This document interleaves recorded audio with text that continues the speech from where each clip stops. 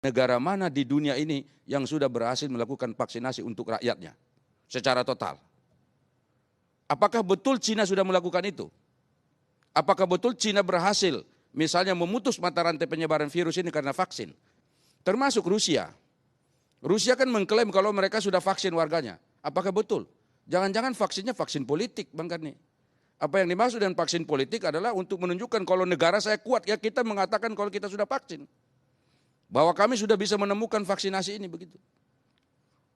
Kalau memang berhasil misalnya, katakanlah Rusia sudah berhasil, kenapa kita tidak misalnya datang ke sana minta supaya kita kalau buru-buru tergesa-gesa kita mau buat, ya kita datang aja ke sana. Kita minta supaya kita kerjasama dengan mereka. Ada orang yang pingin segera divaksin, ada orang yang nggak pingin segera divaksin.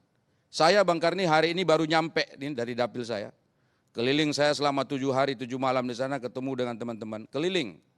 Dan saya kemarin itu bertanya ya, pada saat ALC telepon saya itu. Di depan saya ada sekitar 250 orang masyarakat memang dengan social distancing yang kita buat tuh, diskusi. Saya tanya kepada mereka, andai kata vaksin di Indonesia ini sudah ada, apakah bapak-bapak, ibu-ibu sudah mau divaksin terlebih dahulu? Satu orang pun di antara mereka enggak ada yang mau divaksin. Bayangkan itu. Lalu saya tanya, siapa yang paling pantas untuk divaksin terlebih dahulu? Mereka mengatakan para pejabat tinggi, kalau bisa presiden dulu. Setelah itu para menterinya, setelah itu para pejabat tinggi lainnya, baru yang keempat DPR.